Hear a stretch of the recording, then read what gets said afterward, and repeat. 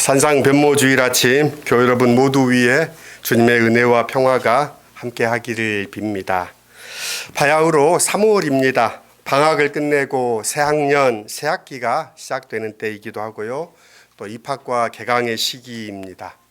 또 한 해의 계획을 세웠는데 이제 본격적인 실천을 해야 할 때이기도 합니다. 시작을 알리는 이 때에 자주와 독립의 정신을 담고 있는 3.1절로 시작한다는 것은 참 놀랍기도 합니다.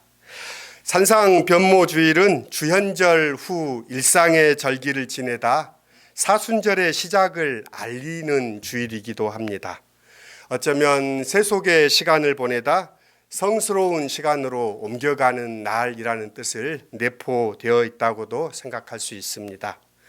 제자들과 동고동락하시며 하나님 나라의 복음을 전하시고 사람들을 고치셨던 제자들과 함께 예수님은 생활하셨습니다.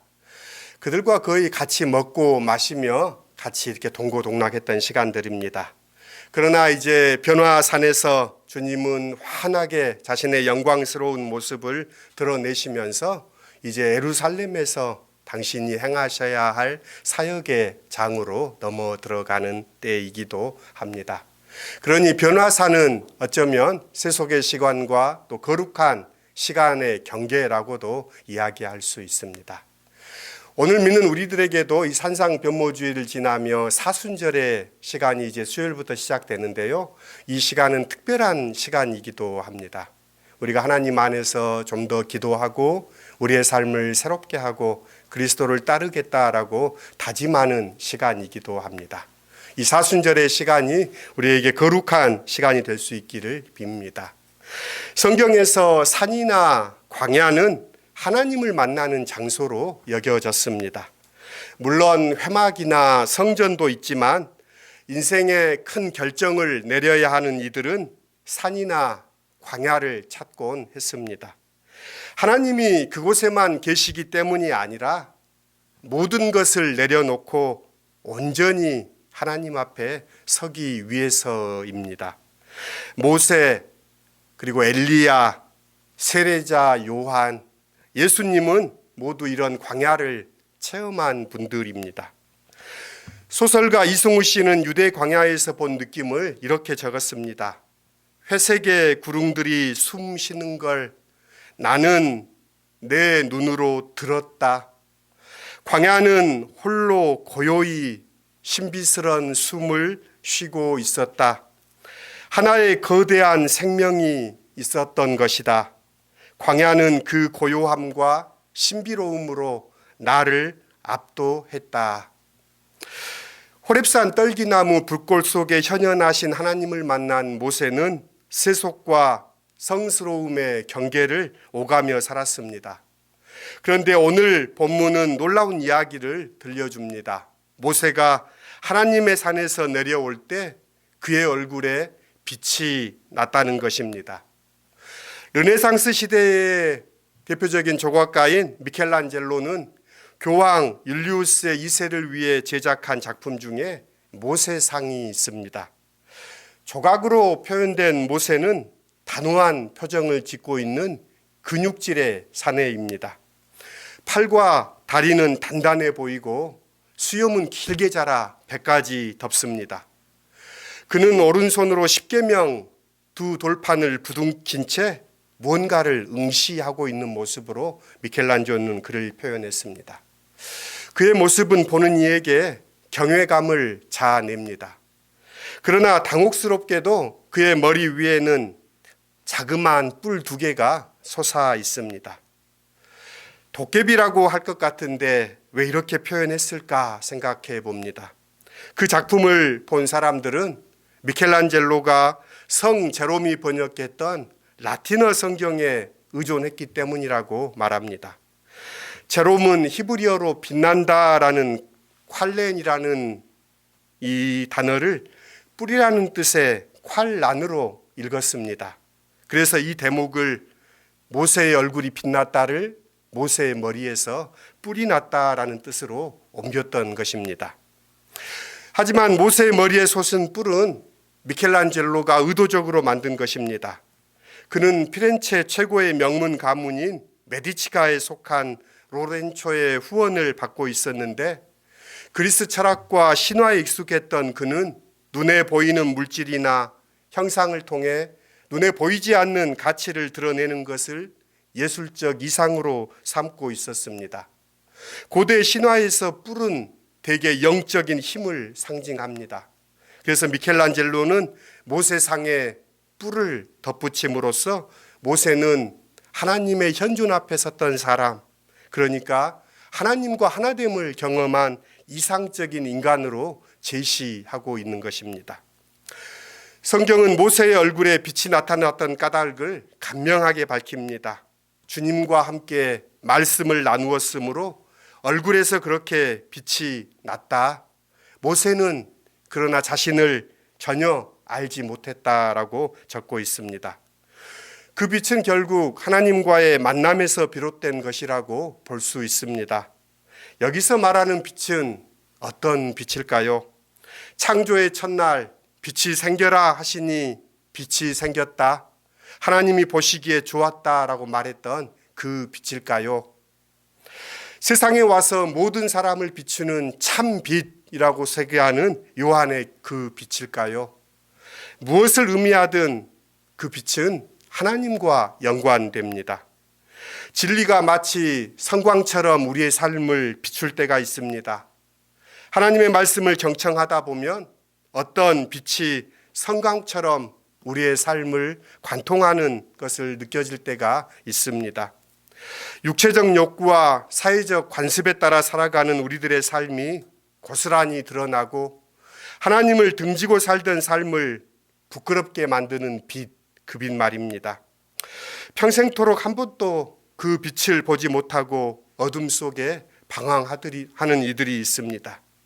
시편은 그들을 이렇게 이야기합니다. 그들은 깨닫지 못하고 분별력도 없이 어둠 속에 헤매고만 있으니 땅의 기초가 송두리째 흔들렸다. 그런 인생은 참으로 불쌍한 인생입니다.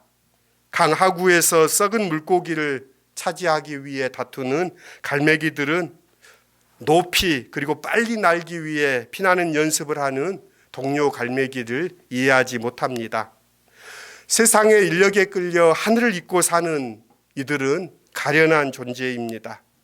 그들은 유다서의 표현대로 불만에 쌓여서 불평을 늘어놓는 사람들이요, 자기 욕심대로 사는 사람들입니다.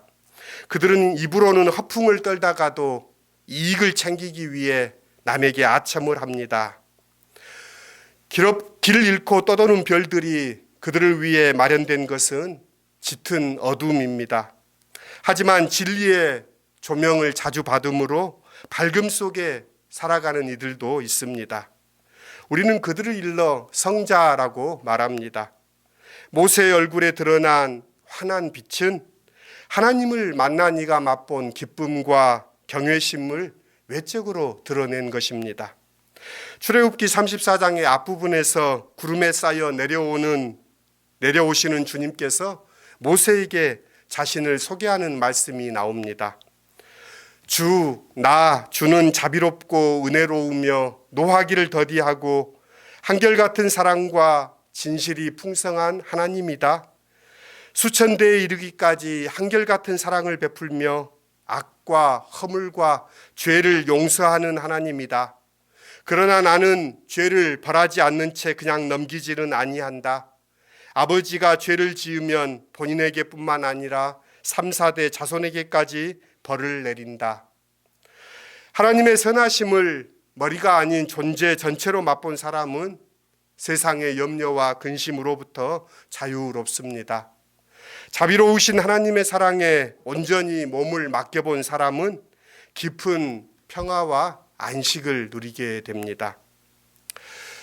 한용운은 승려이지만 그가 쓴 시집 나의 침묵은 절대자에 대한 깊은 사랑을 노래합니다. 그의 시를 읽으면서 그 님을 우리가 사랑하는 주님으로 읽을 때 깊은 울림으로 제게는 다가옵니다. 오늘 마음으로 읽는 글에 한용운 시인의 님의 침묵에 실렸던 사랑을 사랑하여요 라는 시를 실었습니다. 시에서 시인은 노래합니다. 당신의 얼굴은 봄 하늘의 고요한 별이어요. 당신의 신은 봄비에 새로 눈뜨는 금결 같은 버들이어요. 온 세상 사람이 나를 사랑하지 아니할 때에 당신만이 나를 사랑하였습니다. 나는 당신을 사랑하여요. 나는 당신의 사랑을 사랑하여요. 라고 시인은 이야기하는데요. 님의 깊은 사랑에 사로잡혔던 사람의 사랑의 고백이기도 합니다.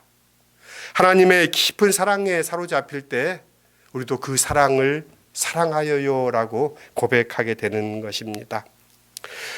우리의 삶에 찾아드는 불안과 두려움은 어디에서 비롯된 것일까요? 그것은 우리의 자아 때문이기도 합니다. 지켜야 할 자아로 인해 우리는 다른 이들과 세상을 경계합니다. 어린아이들이 타자를 의식하기 시작하면서 자주 사용하는 말이 있습니다. 내 거야 라는 말입니다. 아이들은 자기 외부 세계에 내 편과 내 편을 가르기 시작합니다. 그때의 삶이 고단해지기 시작하는 겁니다. 하지만 하나님과 깊은 일체 속에서 말씀을 나눈 사람은 자기를 잊어버립니다. 내가 없으니 두려움도 없습니다. 하나님 안에서 자아를 잊은 사람에게 떠오르는 빛은 평온함으로 나타나고 인자함으로도 나타납니다. 깨끗함으로도 나타나고 거룩함으로도 나타납니다. 하지만 모세의 빛나는 얼굴을 대하는 백성들에게는 두려움이 일어났습니다. 그것은 너무나 낯선 모습이었기에 사람들은 모세에게 선뜻 다가갈 수 없었습니다. 모세가 그들을 부르자 그때야 아론과 회중의 지도자들 그리고 이스라엘 자손들이 그에게 가까이 다가왔습니다. 모세는 주님께서 시내산에서 들려주신 모든 것을 그들에게 명하였습니다. 모세의 얼굴에 떠오르는 빛으로 인해 그 말씀은 권위 있는 말씀이 되었습니다. 모세의 얼굴에 나타난 빛은 그들에게 선포된 말씀이 하나님의 말씀임을 나타내는 외적인 표징이었던 셈입니다. 모세는 말을 다 마치면 자기의 얼굴을 수건으로 가렸습니다.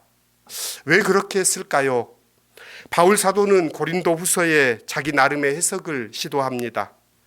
모세는 이스라엘 자손이 자기 얼굴의 광채가 사라져가는 것을 보지 못하게 하려고 그 얼굴에 너울을 썼지만 그와 같은 일을 우리는 하지 않습니다. 시간이 지날수록 모세의 얼굴에서 빛이 사라지는 광경을 백성들이 보지 못하도록 하기 위해서 그랬다라고 바울은 해석합니다. 일리가 있습니다. 하나님과의 그 황홀하고도 친밀한 일치감의 시간이 지나면 그 일체감이 줄어들기 마련입니다.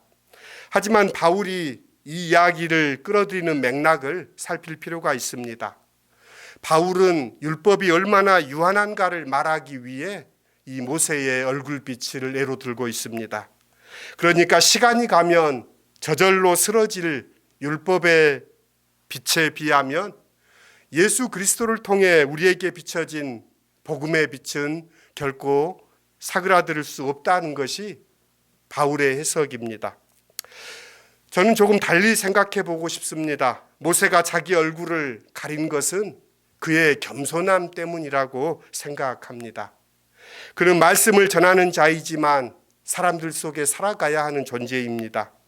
사람들에게 다가가려면 그들과 같아지는 수밖에 없습니다. 빌립보서 2장에는 겸비하신 그리스도를 우리에게 증거합니다.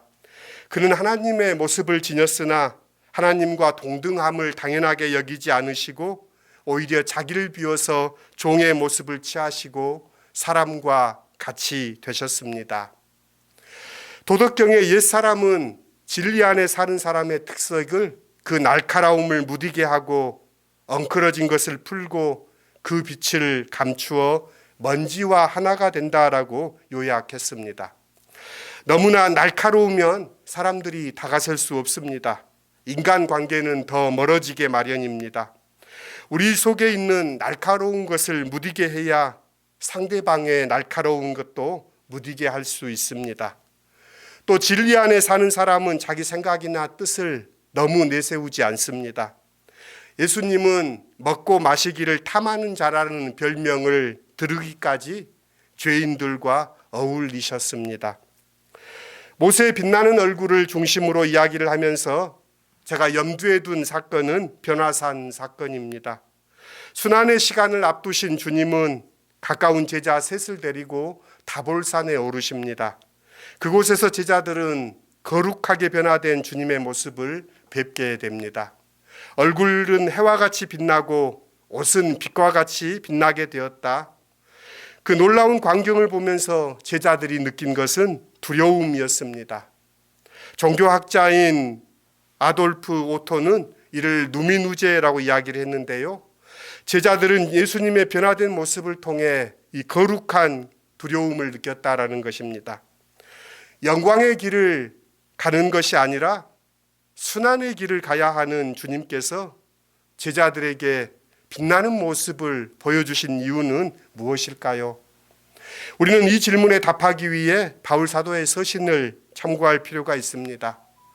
어둠 속에 빛이 비쳐라 하고 말씀하신 하나님께서 우리 마음속을 비추셔서 예수 그리스도의 얼굴에 나타난 하나님의 영광을 아는 지식의 빛을 우리에게 주셨습니다.